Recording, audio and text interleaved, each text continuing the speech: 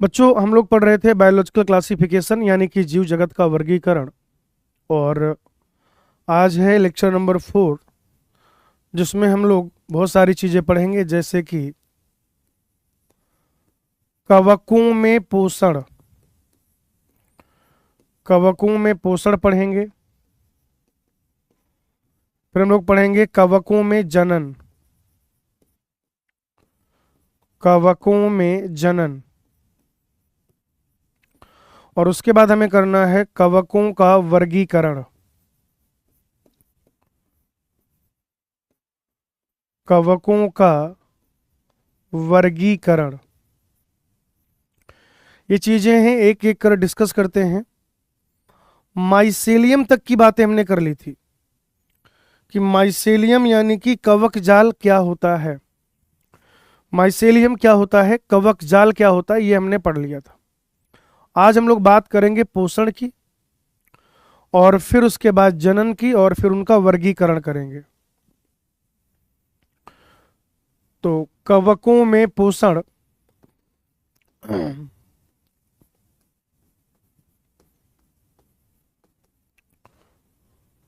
अर्थात nutrition in fungi.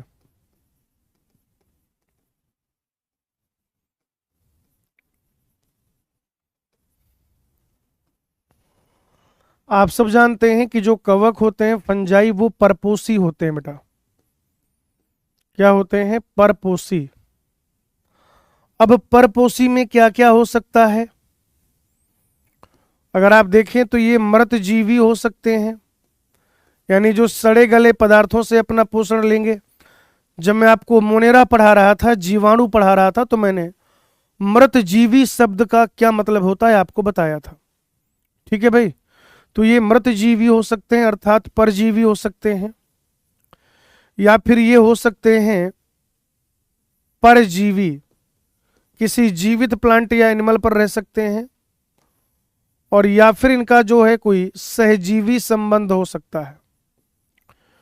रहेंगे ये हमेशा परपोषी। हमेशा क्या रहेंगे? ये परपोषी रहेंगे।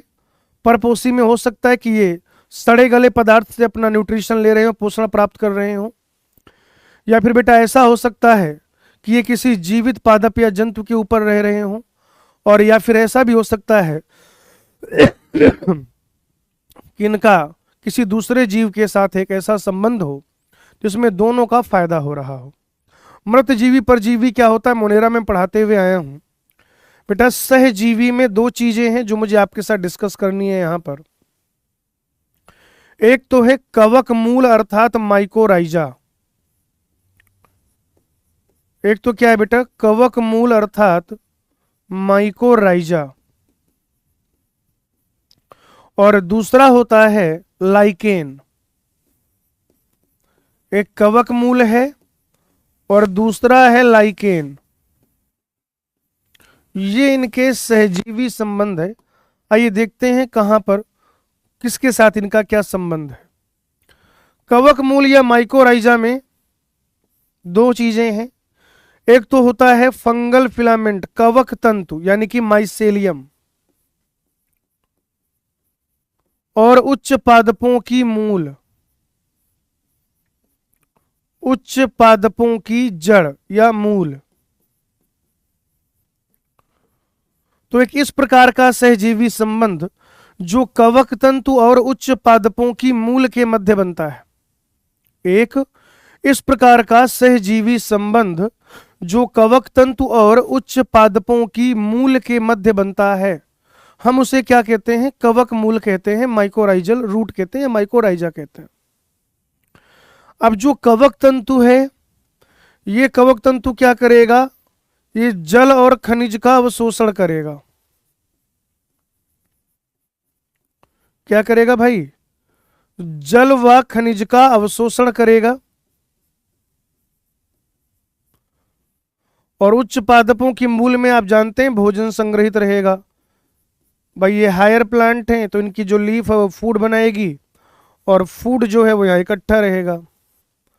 अब कवक तंतु क्या करेगा? जल और खनिज लवण वो अवशोषित करके दे देगा उच्च पादपों की मूल को, और भोजन जो है वो मिल जाएगा कवक तंतु को अर्थात कवक को। ये इनका फायदा दोनों का कि कवक तंतु जो है वाटर और मिनरल एब्जॉर्ब करके दे देगा प्लांट को, और प्लांट से इसे बेटा फूड मिल जाएगा।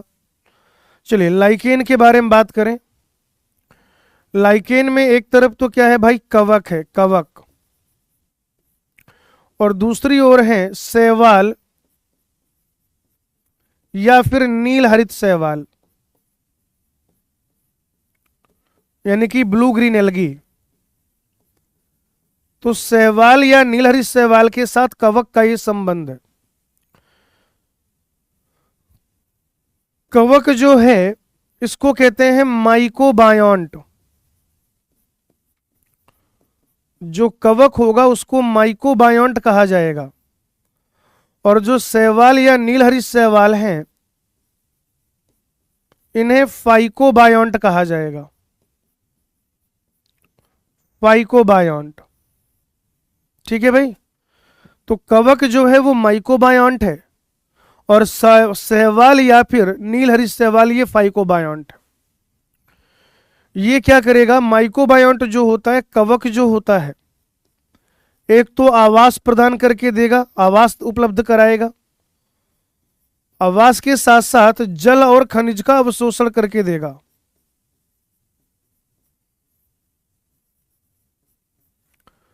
ठीक है भाई।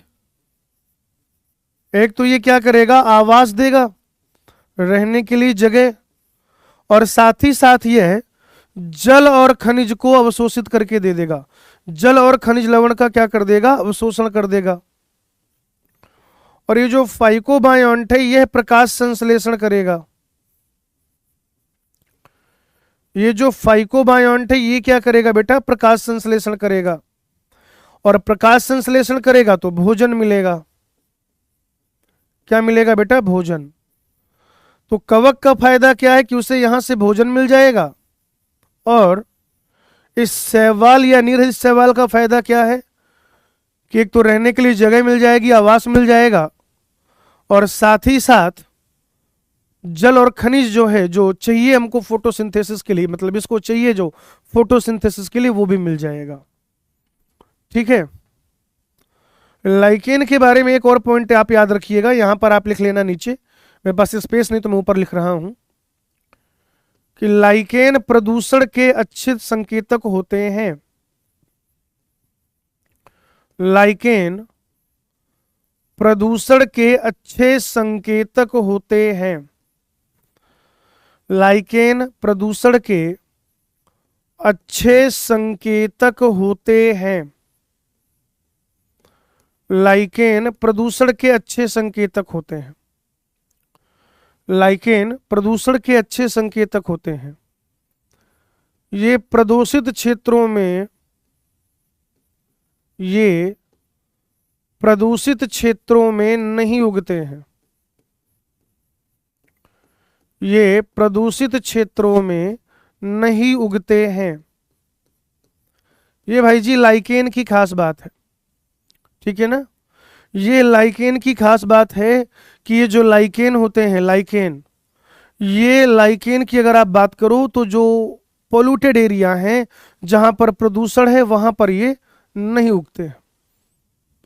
तो ये हो गया बेटा आपका कवकों में पोषण यानी कि न्यूट्रिशन इन फंजाई।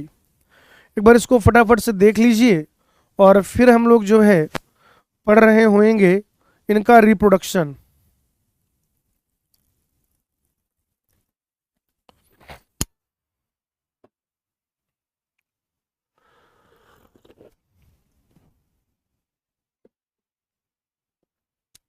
चलो बेटा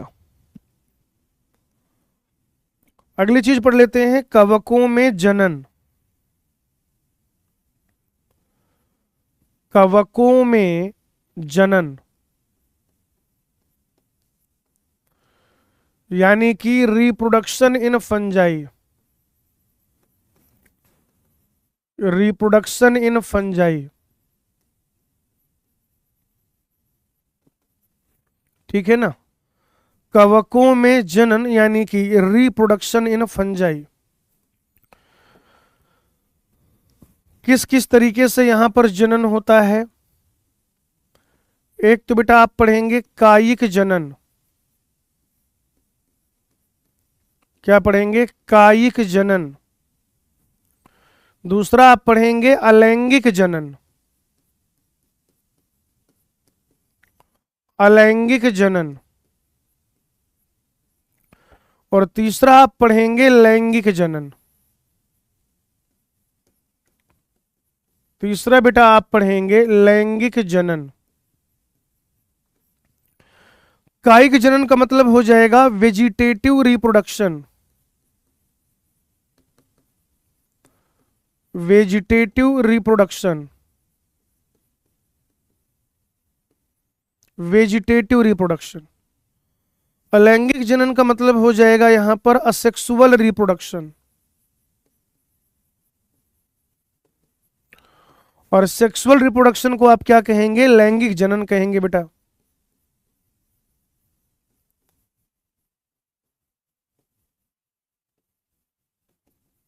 सेक्सुअल रिप्रोडक्शन को आप क्या कहेंगे? लैंगिक जनन कहेंगे। तो कायिक जनन है, अलैंगिक जनन है और लैंगिक जनन है। All right. अब कायिक जनन किन किन विधियों से होता है? तो ये होता है खंडन विधि द्वारा, साथ ही साथ यह होता है विखंडन विधि द्वारा यानी कि फिजन के द्वारा, और मुकुलन अर्थात बडिंग के द्वारा। मुकुलन यानी कि बडिंग।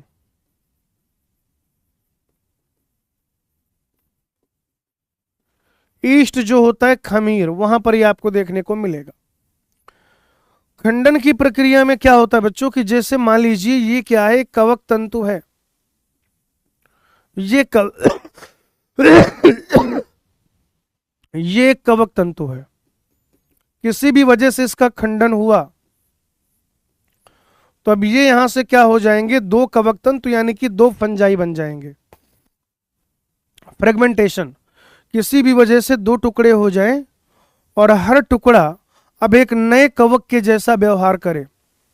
हर टुकड़ा अब क्या करे? एक नए कवक के जैसा व्यवहार करे, तो इसे खंडन यानी कि फ्रेगमेंटेशन कहा जाएगा। विखंडन वही फिजन के जैसा। और मुकुलन में क्या होता है? जैसे ईस्ट को अगर आप देखें तो ये क्या बेटा? ईस्ट है। अब इसमें क्या होगा? इस तरीके से एक बड बनेगी, बड, मुकुल, और फिर आप देखेंगे कि ये एक ईस्ट से दो ईस्ट बन जाएंगे। ठीक है, एक ईस्ट था, उसमें यहां पे थोड़ा सा ये दबा तो एक बड बनी, मुकुल बना, मुकुलन हुआ, और फिर एक ईस्ट से दो ईस्ट बन गए। एक ईस्ट से क्या हो गया बेटा? दो ईस्ट बन गए यहां पर। अच्छा, अलैंगिक जनन में आपके पास होते हैं धानी बीजाणु, धानी बीजाणु, धानी बीजाणु, यानी इनको स्पोरेंजियो स्पोर कहा जा सकता है। स्पोरेंजियो स्पोर। अब ये जो धानी बीजाणु हैं ये दो तरीके के हैं बेटा। एक होता है चल बीजाणु, एक होता है चल बीजाणु जिसे कह दिया जाता है जू स्पोर, और दूसरा होता है अचल बीजाणु, अचल बीजाणु जिसे कह दिया जाता है एप्लानोस्पोर। ठीक है, एक क्या है? चल बीजाणु है और दूसरा क्या है? अचल बीजाणु है। ये जो चल बीजाणु है आप देखिएगा कि ये इस तरीके से किसी स्पोरेंजिया के अंदर बनेंगे, और कैसे होंगे? बाई फ्लैजलेटेड भी होंगे। तो ये जो है वो चलायमान होते हैं, चलायमान होते हैं, और अंदर बन रहे हैं यानी कि अंतरजात रूप से बन रहे हैं।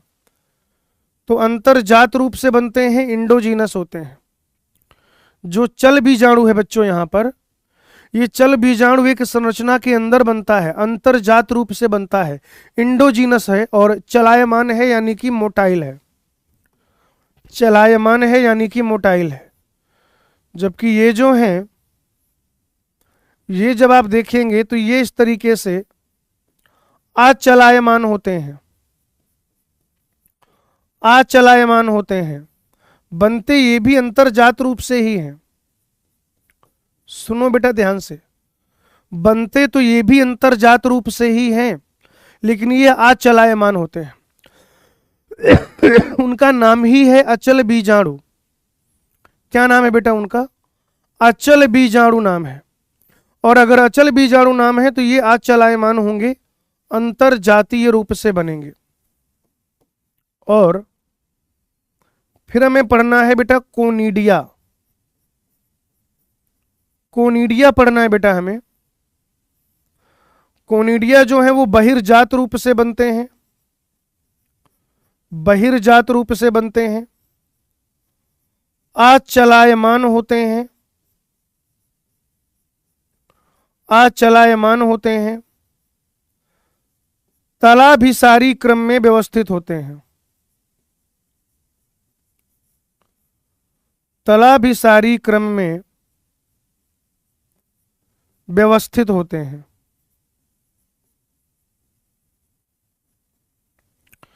जैसे यहां पर देखिए, मान लीजिए ये क्या है, ये है कोनिडिमधर, ये कोनिडिमधर है जिसके ऊपर कोनिडिया बनता है। ये क्या है बेटा? ये है कोनिडिमधर, कोनिडियो 4 कहते हैं इसको। कोनिडिमधर यानी कि जिसके ऊपर कोनिडिया बनता है। अब यहां पे कोनिडिया बना ऐसे, अब जब दूसरा कोनिडिया बनेगा यहां पर, तो उसके ऊपर जो पहला कोनिडिया है वो यहां पहुंच जाएगा। अच्छा, जब तीसरा कोनिडिया बनेगा, तीसरा यहां, दूसरा यहां, तो पहला यहां पहुंच जाएगा। तो इस तरीके से आप देखेंगे कि जो सबसे नया कोनिडिया है वो सबसे नीचे है, जो सबसे नया कोनिडिया है वो सबसे नीचे बेटा। सबसे नया कोनिडिया सबसे नीचे होगा और सबसे पुराना कोनिडिया सबसे ऊपर होगा। सबसे नया कोनिडिया सबसे नीचे होगा और सबसे पुराना कोनिडिया वो सबसे ऊपर होगा। सबसे नया कोनिडिया सबसे नीचे और सबसे पुराना कोनिडिया सबसे ऊपर, यही होता है तलाभिसारी क्रम का मतलब। और ये जो कोनिडिया है, this conidia is the most common asexual spore in fungi, most common अलैंगिक बीजाणु कवक में। कवक में मोस्ट कॉमन अलैंगिक बीजाणु, सर्वाधिक सामान्य असेक्सुअल स्पोर।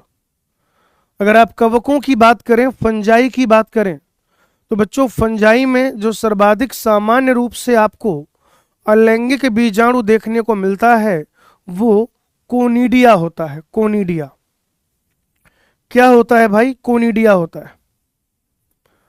अब इसमें देखिए ये बनेगा ऊ स्पोर, ये जो सेक्सुअल स्पोर है, लैंगिक बीजाणु, ऊ स्पोर बनेगा, एस्को स्पोर बनेगा, एस्को स्पोर।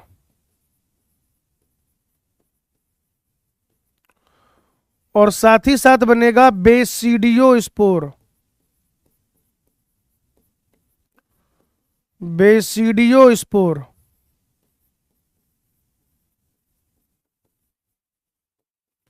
Basidio spore. तो ये कायिक जनन के तरीके हो गए भाई, वेजिटेटिव रिप्रोडक्शन के।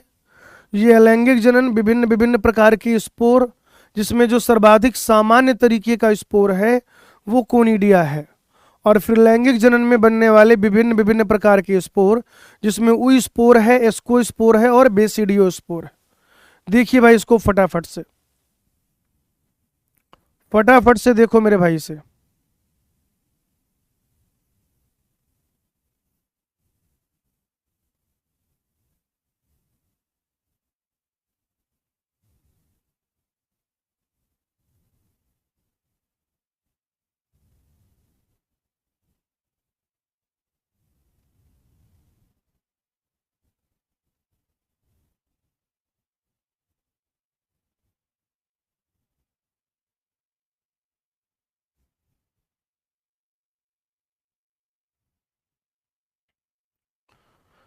चलिए बच्चों, मैं उम्मीद करता हूं कि आपने ये देख लिया होगा। आइए अब हम यहां पर बात करते हैं लैंगिक जनन की।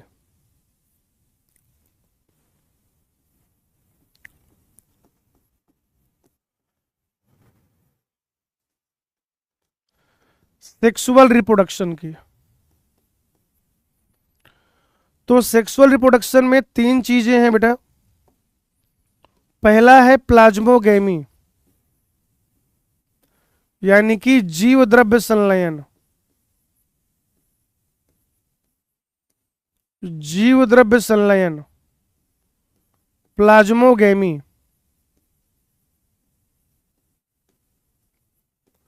दूसरे स्टेप का काम होता है केंद्रक संलयन।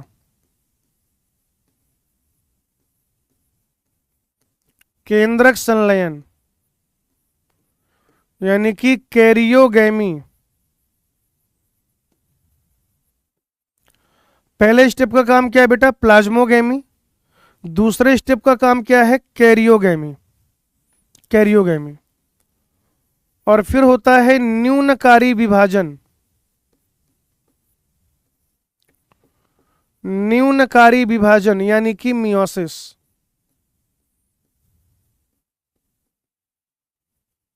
न्यूनकारी विभाजन यानी कि मियोसिस। अलैंगिक बीजाणु लैंगिक बीजाणु कौन कौन से होते हैं?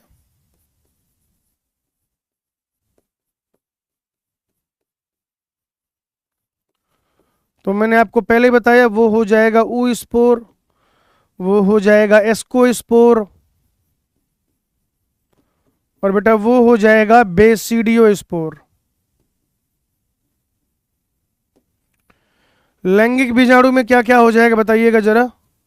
ऊ स्पोर, एस्कोस्पोर और बेसिडियो स्पोर, ये हो जाएंगे भाई। चीज आप यहां पर याद रखिए कि जो ड्यूटेरोमाइसिटीज होता है, अभी जब वर्गीकरण करेंगे तो आपको पता चलेगा। फाइकोमाइसिटीज, एस्कोमाइसिटीज, बेसिडियोमाइसिटीज और ड्यूटेरोमाइसिटीज।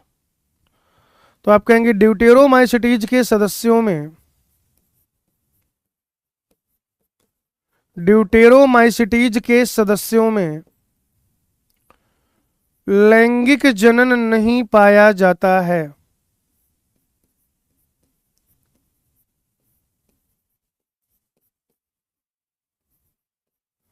ड्यूटेरोमाइसिटीज के सदस्यों में लैंगिक जनन नहीं पाया जाता। जो सेक्सुअल रिप्रोडक्शन है वो होता ही नहीं है। अगर आप ड्यूटेरोमाइसिटीज के सदस्यों की बात करते हैं, अगर आप ड्यूटेरोमाइसिटीज के मेंबर्स की बात करते हैं, तो वहां पर आप देखेंगे कि सेक्सुअल रिप्रोडक्शन पाया ही नहीं जाता। अब देखिए, आप कहेंगे इसमें जो युग्मक है चल या फिर अचल हो सकते हैं।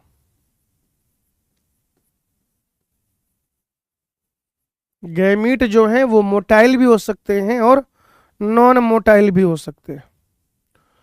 तो बेटा जैसे मान लो यहां पर क्या है, दो गैमीट है, एक ये गैमीट है और दूसरा ये गैमीट। ठीक है भाई, दो गैमीट बनाए मैंने यहां पर। अब ये जो गैमीट हैं ये मिलेंगे भाई। ये गैमीट जब आप देखेंगे तो मिलेंगे, और जब ये मिलते हैं तो इसको कह दिया जाएगा जीव द्रव्य संलयन। क्या कह दिया जाएगा भाई? जीव द्रव्य संलयन। यानी इनका जो जीव द्रव्य है वो मिल जाएगा आपस में। समझ रहे हो भाई? इनका जो जीव द्रव्य है वो आपस में मिल जाएगा।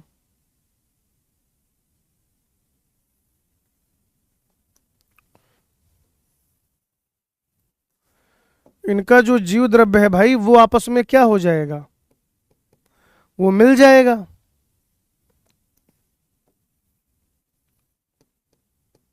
ये देखिए, जीव द्रव्य का संलयन हो चुका है, प्लाज्मोगेमी हो चुकी है। यानी वो जो युग्मक थे युग्मक गैमीट, युग्मकों का युग्मकों का जो जीव द्रव्य है वो आपस में मिल चुका है। अब अगला स्टेप होता है केंद्रक संलयन, कैरियोगैमी।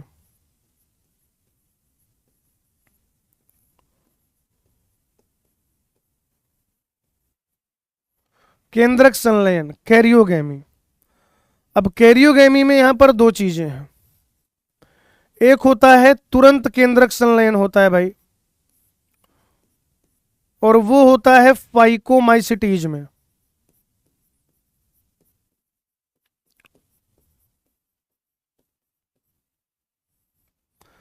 तुरंत जो केंद्रक संलयन है वो होता है फाइकोमाइसिटीज में, और जीव द्रव्य संलयन के थोड़ी देर बाद केंद्रक संलयन होता है एस्कोमाइसिटीज और बेसिडियोमाइसिटीज में।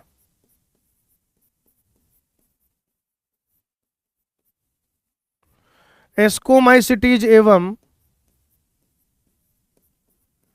बेसिडियोमाइसिटीज।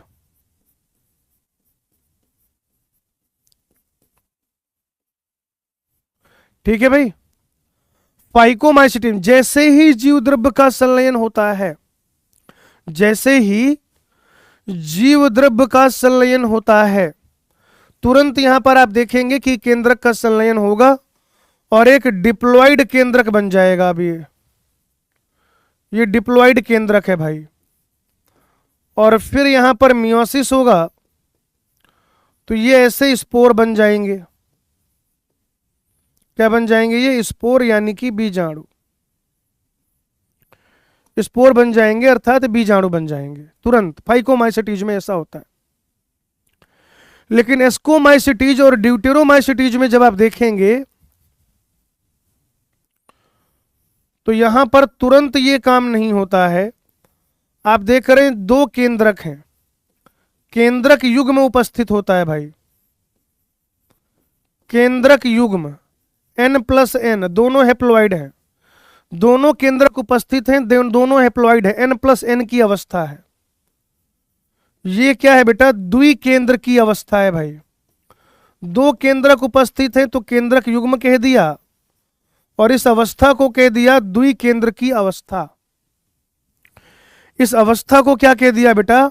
द्विकेंद्र की अवस्था कह दिया भाई, द्विकेंद्र की अवस्था। अब ये ऐसा क्या हो जाएगा? एक डिप्लॉइड, जब दोनों आपस में फ्यूज हो जाएंगे फिर ये एक केंद्रक बनेगा और वो डिप्लॉइड होगा, उसमें मियोसिस होगा, तो ये मियोसिस के बाद क्या बन जाएंगे? बीजाणु बन जाएंगे। मियोसिस के बाद क्या हो जाएगा बेटा? बीजाणु बन जाएंगे। ठीक है जी। तो ये इस तरीके से होता है सेक्सुअल रिप्रोडक्शन यानी कि लैंगिक जनन, कि पहले जीव द्रव्य का संलयन होगा और फिर केंद्रक संलयन होगा। हाँ, ये अलग बात है कि फाइकोमाइसिटीज में केंद्रक संलयन तुरंत हो जाता है, एस्कोमाइसिटीज बेसिडियोमाइसिटीज में थोड़ा समय लगता है।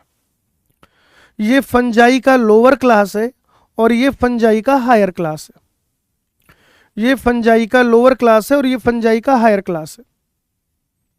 ऐसे याद रखिएगा कि छोटे बच्चे जल्दी घुल मिल जाते हैं, छोटे बच्चे जल्दी घुल मिल जाते हैं, यानी कि सुनिएगा जरा ध्यान से, छोटे बच्चे जल्दी घुल मिल जाते हैं। कहने का क्या मतलब हुआ बेटा? कहने का यह मतलब हुआ कि जो लोअर क्लास है उसमें तुरंत केंद्रक संलयन हो जाता है, उसमें तुरंत केंद्रक संलयन हो जाता है, जबकि जो बड़े लोग होते हैं उन्हें थोड़ा सा घुलने मिलने में समय लगता है।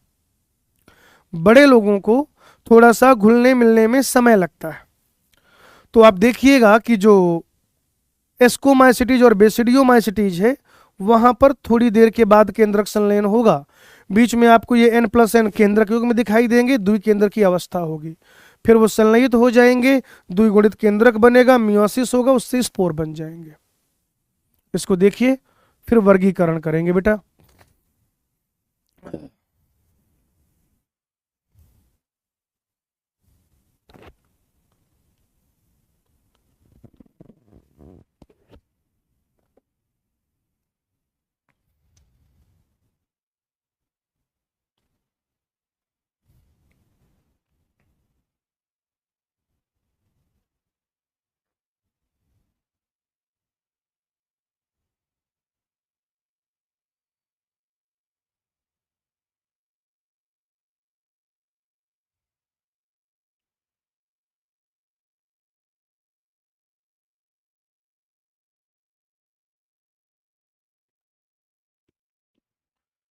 चलो बच्चों, ये देख लिया हुआ होगा आपने। अब करेंगे कवकों का वर्गीकरण।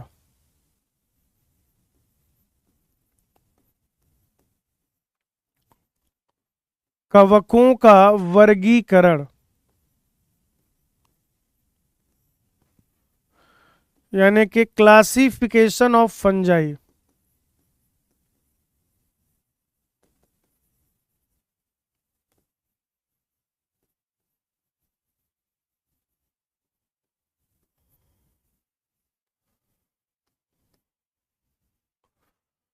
बेटा इसके क्राइटेरिया क्या क्या है? तो एक तो कवक जाल की आकारिकी,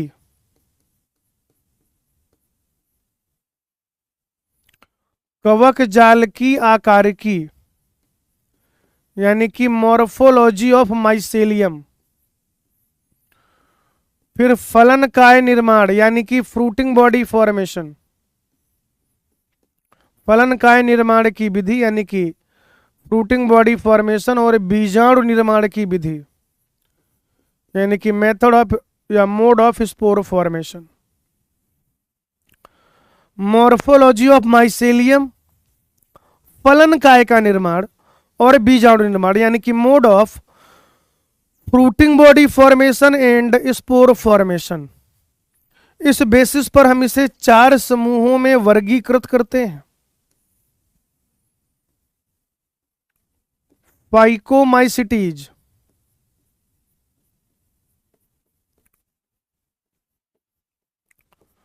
phycomycetes, ascomycetes, phycomycetes, ascomycetes,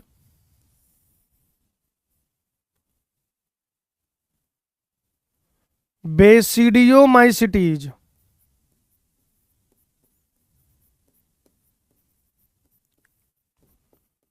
basidiomycetes और ड्यूटेरोमाइसिटीज।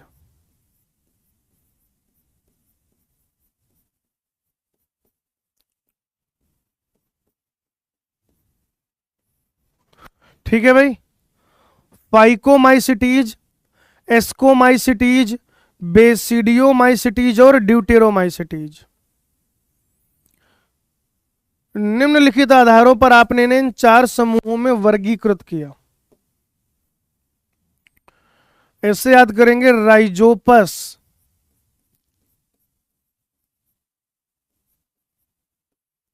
एल्बुगो,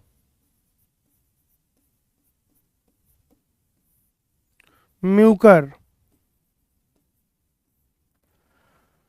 इधर देखिए आप, क्लेविसेप,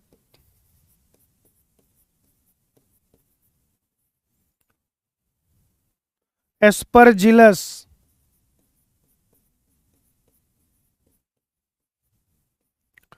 न्यूरोस्पोरा।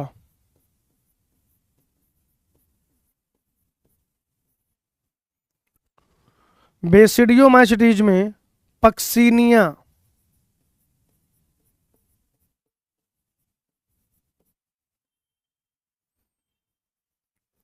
विस्टेलगो,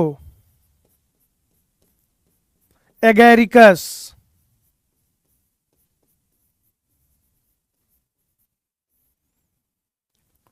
और यहां पे अगर आप देखें, कोलिटोट्राइकम,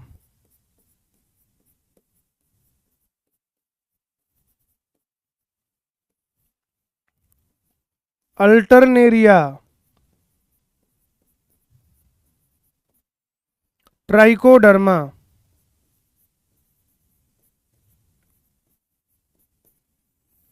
ठीक है भाई, कोलिटोट्राइकम, अल्टरनेरिया, ट्राइकोडर्मा। इनको याद करने का एक तरीका मैं आपको बता देता हूं। ऐसे याद कर लीजिएगा, राम, कैन, पुआ, कैट।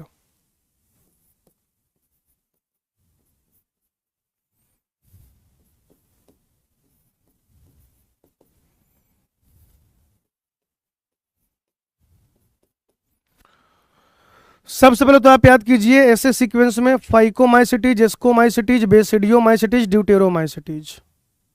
बोलो भाई सब लोग।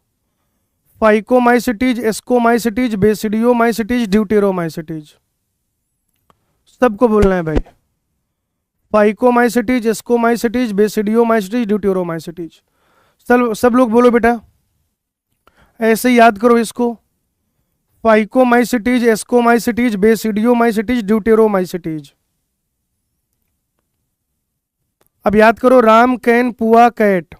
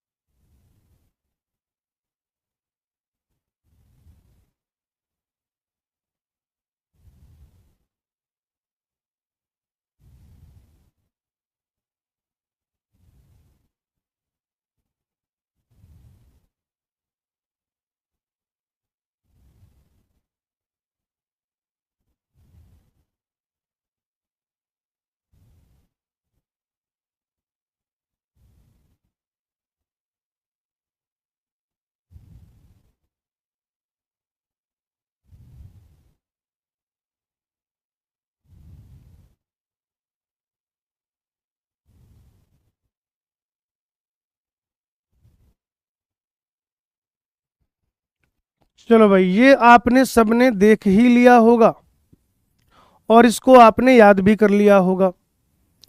ठीक है, तो आइए सबसे पहले हम लोग शुरू करते हैं यहां पर फाइकोमाइसिटीज के साथ। फाइकोमाइसिटीज,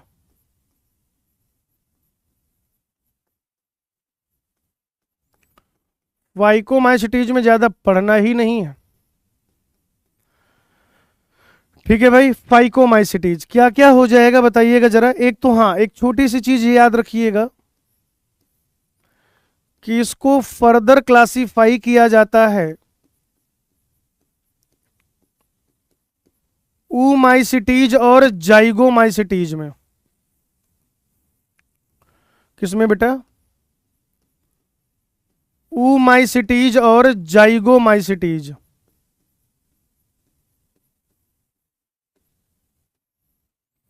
ऊमाइसिटीज और जाइगोमाइसिटीज। बस आप ये याद रखिए कि जो ऊमाइसिटीज है इसमें जो सेल वॉल है वो सेलुलोज का होता है और जो जाइगोमाइसिटीज है उसमें सेल वॉल जो है वो काइटिन का होता है। ऊमाइसिटीज के अलावा बाकी पूरे फंजाई में एस्को, बेसिडियो, ड्यूटेरो सब में काइटिन का ही सेल वॉल होता है। अगर आप इनके बात करें वास स्थान की तो ये जलीय हो सकते हैं, सड़ी गली लकड़ियों में जो है पाए जा सकते हैं,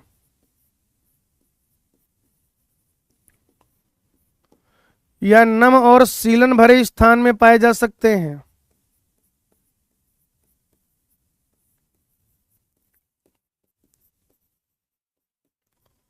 और या फिर ये पादपों में अविकल्पी परजीवी हो सकते हैं। ये बेटा पादपों में अविकल्पी परजीवी हो सकते हैं। पादपों में क्या हो सकते हैं? अविकल्पी परजीवी। ठीक है भाई, ये चीज अपने को ध्यान में रखना है कि ये पादपों में अविकल्पी परजीवी हो सकते हैं। ऐसे स्थान जहां पर थोड़ा नमी हो, सीलन ईलन आ जाती है, वहां पर पाए जाते हैं। जहां पर सड़ी गली लकड़ियां पाई जाती हैं ये वहां भी पाए जाते हैं भाई। इनका जो कवक जाल होता है माइसेलियम, पहले ही बता चुका हूं, वो बहुकेंद्र की और अपटीय होता है। बहुकेंद्रकी तथा अपपटीय। बहुकेंद्रकी होता है और साथ ही साथ अपपटीय भी होता है। अलैंगिक बीजाणु डिटेल में आपको पहले ही पढ़ा चुका हूं। अलैंगिक बीजाणु की डिटेल में आपको पहले ही बता चुका हूं। बस यहां पर मुझे आपको ये बताना है, या ऐसे कह लीजिए कि जो अलैंगिक जनन है, जो क्या है भाई, अलैंगिक जनन,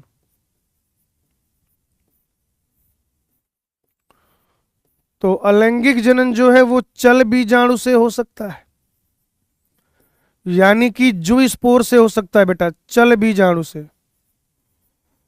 और या फिर अचल बीजाणु से हो सकता है। चल बीजाणु और अचल बीजाणु की डिटेल मैंने आपको बेटा यहां पर बताई हुई है।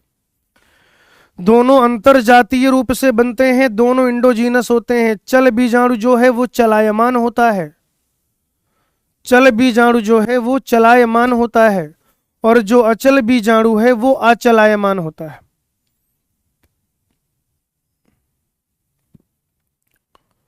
अचल बीजाणु जो है वो अचलायमान होता है बच्चों। लैंगिक जनन की अगर आप बात करें, लैंगिक जनन, तो ये समयुग्मकी हो सकता है, समयुग्मकी हो सकता है, या फिर ये असमयुग्मकी हो सकता है। कैसा कैसा हो सकता है बेटा, आइसोगैमस, एनाइसोगैमस और ऊगैमस, यानी कि समयुग्मकी, असमयुग्मकी और विषमयुग्मकी। कैसा कैसा हो सकता है, समयुग्मकी, असमयुग्मकी और विषमयुग्मकी। तरीका वही है। तरीका क्या बेटा जरा बताइए। प्लाज्मोगैमी, प्लाज्मोगैमी के बाद क्या होगा, कैरियोगैमी, और कैरियोगैमी के बाद क्या हो जाएगा बेटा, मियोसिस। कैरियोगैमी के बाद क्या हो जाएगा भैया, मियोसिस हो जाएगा।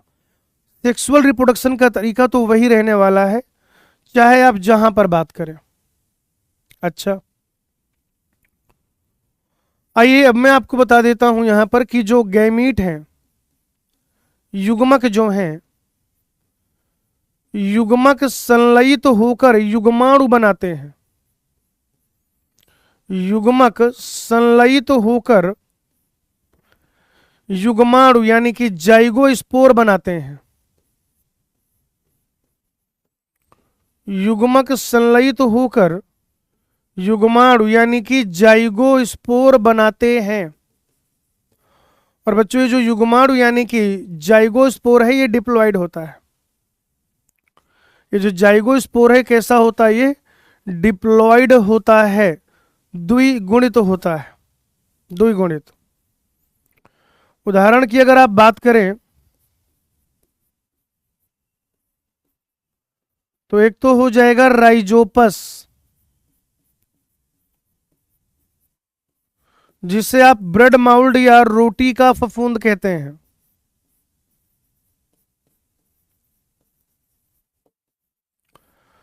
है ना, रोटी वगैरह को खुले में रख दो, ब्रेड जो आप लेकर आते हो, पाव या डबल रोटी, इस तरीके की चीजों को जब आप क्या करते हो, एक नॉर्मल टेम्परेचर पे से खुले में छोड़ देते हो, तो एक या दो दिन के बाद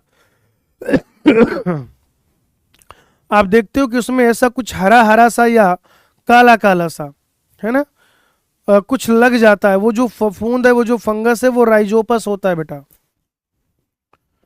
दूसरा है एल्बुगो, उसमें भी याद रख सकते हैं एल्बुगो कैंडिडा। एल्बुगो कैंडिडा याद रख लीजिएगा बेटा। सरसों पर ये परजीवी होता है, सरसों का श्वेत कीट नामक बीमारी होती है इससे। सरसों का श्वेत कीट नामक बीमारी होती है। और म्यूकर, तीसरा जो उदाहरण है वो है म्यूकर। ये देखो, जो चीजें यहां पे आपको कम लग रही होंगी वो मैंने पहले डिटेल पढ़ाई हुई है। जैसे कवक जाल है, तो ये मैंने पहले डिटेल बताया हुआ कि बहुकेंद्रकी का क्या मतलब है, अपटीय का क्या मतलब है, ये सब अपन पहले ही पढ़ चुके हैं बेटा। तो ये फाइकोमाइसिटीज को फटाफट से देखिए और फिर हम लोग पढ़ेंगे एस्कोमाइसिटीज के बारे में। ये फाइकोमाइसिटीज पढ़ो भाई फटाफट से, और उसके बाद अपन एस्कोमाइसिटीज के बारे में पढ़ेंगे बेटा।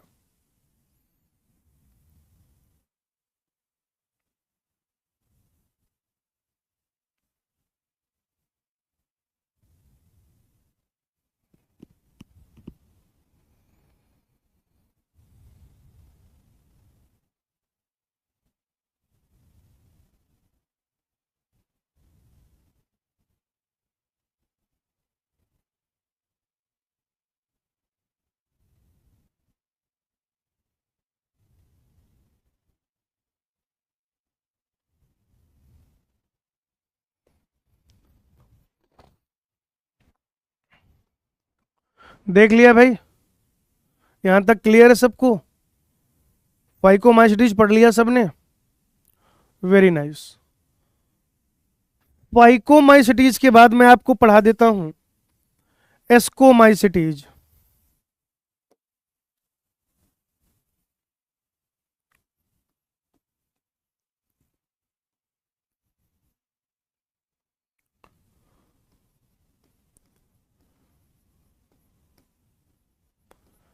एस्कोमाइसिटीज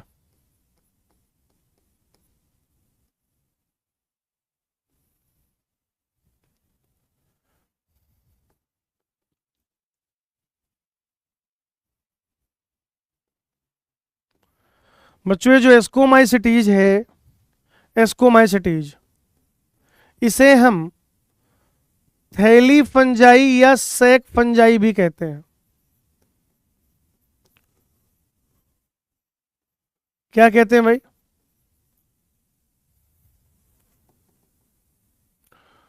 थैली फंजाई और या फिर सैक फंजाई। इसे हम थैली फंजाई या सैक फंजाई कहते हैं। ये जो एस्कोमाइसिटीज है, एस्कोमाइसिटीज को ही या इसके सदस्यों को सैक फंजाई या थैली फंजाई कह दिया जाता है। ये मृतजीवी हैं, परजीवी हैं, अपघटक हैं,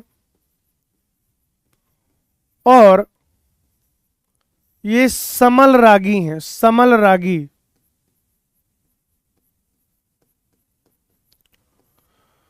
मृतजीवी, परजीवी, अपघटक और समल रागी। समल रागी का मतलब होता है जो पशु विष्ठा पर ग्रो करे। पशु विष्ठा का मतलब गोबर वगैरह में जो फंजाई पाए जाए। पशु विष्ठा अर्थात गोबर वगैरह, गोबर इत्यादि में जो फंजाई पाए जाए उनको क्या कह दिया जाएगा? समल रागी फंजाई कह दिया जाएगा। डंग, काउ डंग, बफेलो डंग, कैटल्स डंग, जानवरों का जो विष्ठा है, जो गोबर इत्यादि है, वहां पर भी ये फंगस ग्रो करते हैं। कोशिका भित्ति आप जानते ही हैं कि ऊमाइसिटीज के अलावा बाकी सब में काइटिन की पाई जाती है। कोशिका भित्ति जो है वो ऊमाइसिटीज के अलावा बाकी सब में किसकी पाई जाती है बेटा? काइटिन की पाई जाती है, काइटिन की। इनका कवक जाल कैसा होगा? सेप्टेट एंड ब्रांच्ड, यानी कि पटीय तथा शाखित।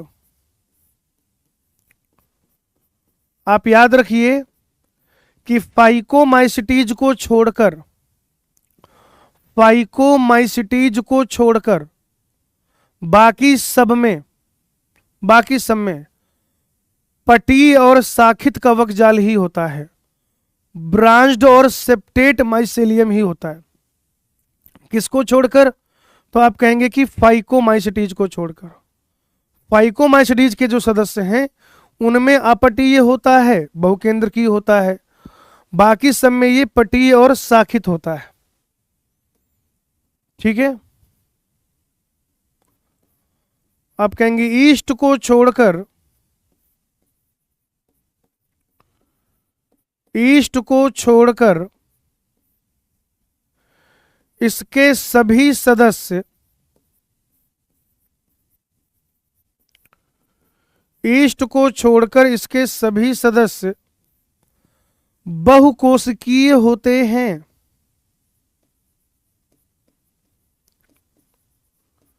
ईस्ट को छोड़कर इसके सभी सदस्य बहुकोशिकीय होते हैं। ठीक है।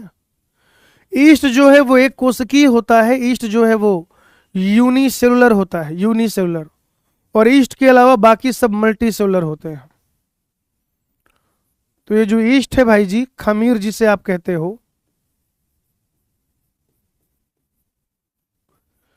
ये जिसे आप ईस्ट यानी कि खमीर कहते हो, ये एक कोशिकीय होता है, यूनिसेलुलर। और अगर ये एक ही कोशिका का बना है तो यहां पर कोई तंतु नहीं बनेगा, हाइफा नहीं बनेगा, यानी कि नॉन फिलामेंटस होगा, नॉन फिलामेंटस। और अगर फिलामेंट ही नहीं है तो फिर भाई माइसेलियम भी नहीं बनेगा। तो ईस्ट जो है वो यूनिसेलुलर है, तंतु विहीन है, तंतु नहीं पाया जाता है, यानी कि फिलामेंट जो है वो नहीं पाया जाता है, नॉन फिलामेंटस होता है वो, नॉन फिलामेंटस। और जब तंतु यानी कि फिलामेंट नहीं पाया जाएगा तो आप यह देखेंगे कि बच्चों वहां पर जो है फिर कवक जाल यानी कि माइसेलियम का भी निर्माण नहीं होगा। तो ये एक कोशिकीय है, नॉन फिलामेंटस है, नॉन माइसेलियल है। अलैंगिक बीजाणु जो है वो कोनिडिया है बेटा। अगर आप अलैंगिक जनन देखें तो अलैंगिक जनन किससे हो रहा है बच्चों? कोनिडिया से हो रहा है। अलैंगिक जनन किससे हो रहा है? कोनिडिया से। ये कोनिडिया इंडोजीनियसली बनता है या बाहरी? तो आप कहेंगे कि ये बहिर्जात रूप से बनता है। और ये कैसा होता है बच्चों? अचलायमान होता है, नॉन मोटाइल होता है भाई, नॉन मोटाइल, अचलायमान होता है बच्चों, नॉन मोटाइल होता है। बताया मैंने आपको कोनिडिया के बारे में कि ये जो कोनिडिया है एक्सोजीनियसली फॉर्म होता है, बाहर बनता है, और नॉन मोटाइल होता है, अचलायमान होता है। और ये जिस विशेष तंतु पर बनता है उसे क्या कहते हैं? कोनिडिमधर, यानी कि कोनिडियोफोर। कोनिडिया का निर्माण जिस विशेष संरचना में होता है उसे कोनिडिमधर या कोनिडियोफोर कहते हैं। बच्चों मैंने आपको फोर का मतलब बताया था, घर। फोर मतलब घर, फोर मतलब वो संरचना जहां पे कोई चीज पाई जाए। जैसे अगर आपको याद आ रहा हो, क्रोमेटोफोर सेल वाले चैप्टर में पढ़ा था, क्रोमेटोफोर यानी कि पिगमेंट का घर। उसी चैप्टर में पढ़ा था जीनोफोर यानी कि जीन का घर। तो वैसे ही कोनिडियोफोर क्या हो जाएगा? कोनिडियोफोर यानी कि कोनिडिया का घर। कोनिडियोफोर यानी कि कोनिडिया का घर। लैंगिक जनन बच्चों, लैंगिक जनन का वही तरीका होगा, प्लाज्मोगैमी, और फिर यहां पर डिलेड कैरियोगैमी होती है, थोड़ी देर के बाद कैरियोगैमी होती है यहां, और फिर मियोसिस। मियोसिस तो आप देखेंगे कि ये इस तरीके से यहां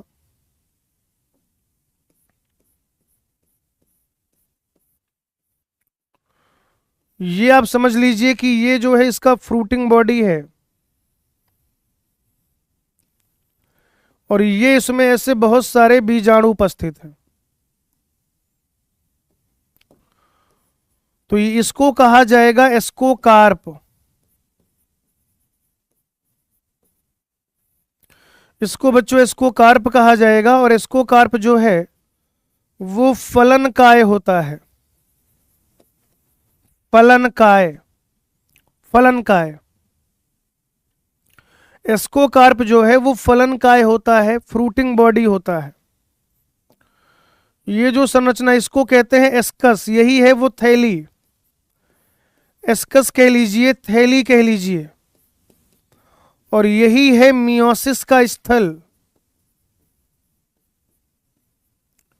यही क्या है भाई? मियोसिस का स्थल है।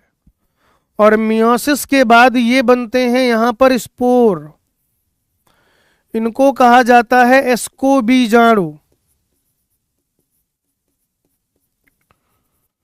एस्कोबीजाणु या एस्कोस्पोर इनको कहा जाता है बेटा। और आप देख रहे हैं ये अंदर बन रहे हैं, इंडोजीनियसली बन रहे हैं, यानी कि अंतरजात रूप से बन रहे हैं। कैसे बन रहे हैं? अंतरजात रूप से। तो ये जो एस्कोबीजाणु हैं ये इंडोजीनियसली फॉर्म होते हैं, अंतरजातीय रूप से बनते हैं। फलनकाय जो है फ्रूटिंग बॉडी, फलनकाय यानी कि फ्रूटिंग बॉडी को एस्कोकार्प कहा जाएगा। और जहां पर कैरियोगेमी और फिर उसके बाद मियोसिस होता है, जहां पर बेटा कैरियोगेमी और फिर उसके बाद मियोसिस होता है, उसे क्या कह दिया जाएगा? एस्कस। वो जो थैलीनुमा संरचना उसे एस्कस या एस्की कहा जाएगा। और वहां पर मियोसिस के उपरांत यानी मियोसिस के बाद स्पोर का निर्माण होगा, बीजाणुओं का निर्माण होगा। वो स्पोर बनेगा, जो वो जो बीजाणु बनेगा, हम उसे एस्कोस्पोर या एस्कोबीजाणु कहेंगे। हम उसे क्या कहेंगे बेटा? एस्कोस्पोर या एस्कोबीजाणु कहेंगे। और आप देख रहे हैं कि ये जो एस्कोस्पोर है, ये जो एस्कोबीजाणु है, ये इंडोजीनियसली फॉर्म हो रहा है, अंतरजातीय रूप से बन रहा है। इसको बेटा फटाफट से देखिए, फिर मैं आपको उदाहरण पढ़ाता हूं इसके।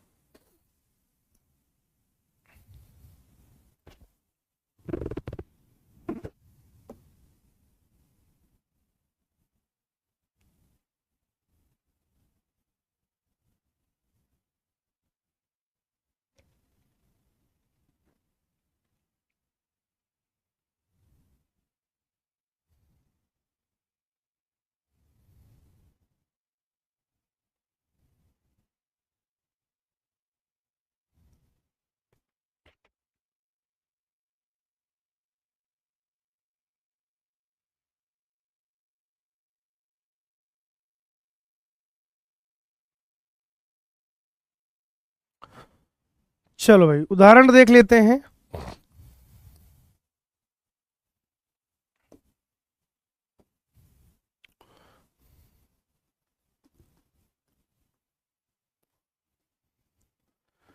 जैसे बच्चों ईस्ट है, ईस्ट। तो ईस्ट का प्रयोग हम लोग किस में करते हैं बताइएगा जरा? एक तो ब्रेड के बनाने में किया जाता है और दूसरा शराब उत्पादन में किया जाता है। फिर जैसे पेनिसिलियम है, पेनिसिलियम नोटेटम मान लीजिए आप, पेनिसिलियम नोटेटम। तो पेनिसिलियम नोटेटम से हमको पेनिसिलिन एंटीबायोटिक मिल गया था भाई। क्या मिल गया था? Penicillin antibiotic. क्लेविसेप जो है, क्लेविसेप बेटा उसको कहा जाता है इरगॉट फंजाई। क्लेविसेप्स को इरगॉट कवक कहा जाता है, क्योंकि उससे इरगोटिज्म नामक बीमारी होती है। क्लेविसेप्स से इरगोटिज्म नामक बीमारी होती है, और इरगोटिज्म में गर्भपात तक हो जाता है भाई।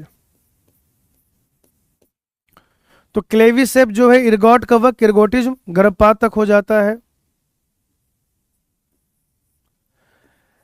एस्परजिलस, जैसे एस्परजिलस नाइजर की अगर आप बात करें,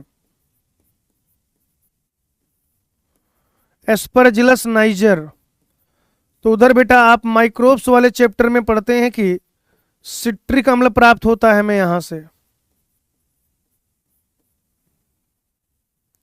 न्यूरोस्पोरा जो है आपका, न्यूरोस्पोरा, न्यूरोस्पोरा जो है वो जैव रासायनिक तथा आनुवांशिक कार्यों में बहुत ज्यादा प्रयुक्त होता है। जैव रासायनिक व आनुवांशिक प्रयोग होते हैं इस पर।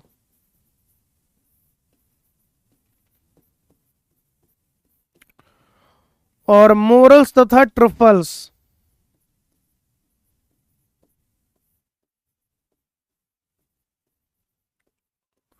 मोरल्स और ट्रफल्स ये सुस्वादु हैं और खाने योग्य हैं, बढ़िया टेस्टी होते हैं, बढ़िया इनका स्वाद, तो ये सुस्वादु हैं और खाने योग्य हैं। ठीक है, ये उदाहरण याद रखेंगे। बेटा एक सवाल पूछा जाता है कि किसको कहा जाएगा Drosophila of the plant kingdom. अगर सिर्फ इतना पूछा जाए कि ड्रोसोफिला ऑफ प्लांट किंगडम किसको कहा जाए, ड्रोसोफिला ऑफ प्लांट किंगडम किसको कहा जाए, सिर्फ इतना सवाल है, तो जो पहला ऑप्शन है वो है एरिबडोप्सिस थैलियाना। एरिबडोप्सिस थैलियाना, और ये एक प्लांट है, इस प्लांट पे बहुत ज्यादा प्रयोग किए गए, तो एरिबडोप्सिस थैलियाना प्लांट को ड्रोसोफिला ऑफ प्लांट किंगडम कहते हैं। अब अगर एरिबडोप्सिस थैलियाना ऑप्शन में नहीं है तो फिर आप न्यूरोस्पोरा कर सकते हैं, और ये कवक है। देखिए यहां पर थोड़ा सा समझिए, अगर आपसे ये कहा जाए कि कौन सा जीव है जिसे प्लांट किंगडम का ड्रोसोफिला कहते हैं, कौन सा जीव है जिसे प्लांट किंगडम का ड्रोसोफिला कहते हैं, तो पहली जो चॉइस है वो होगी एरिबडोप्सिस थैलियाना। अगर वो ऑप्शन में है तो वो सही आंसर होगा एरिबडोप्सिस थैलियाना। अब अगर एरिबडोप्सिस थैलियाना नहीं है तो फिर न्यूरोस्पोरा कर देंगे। न्यूरोस्पोरा एक कवक है, कवक है, फिर भी उसको कहते हैं ड्रोसोफिला ऑफ प्लांट किंगडम। लेकिन अगर सवाल ये पूछा जाए कि निम्नलिखित में से किस कवक को कहा जाता है, निम्नलिखित में से किस कवक को कहा जाता है प्लांट किंगडम का ड्रोसोफिला, ऐसा कौन सा कवक है, ऐसा कौन सा फंजाई है जिसको प्लांट किंगडम का ड्रोसोफिला कहा जाता है, तो बच्चों फिर वो हो जाएगा न्यूरोस्पोरा।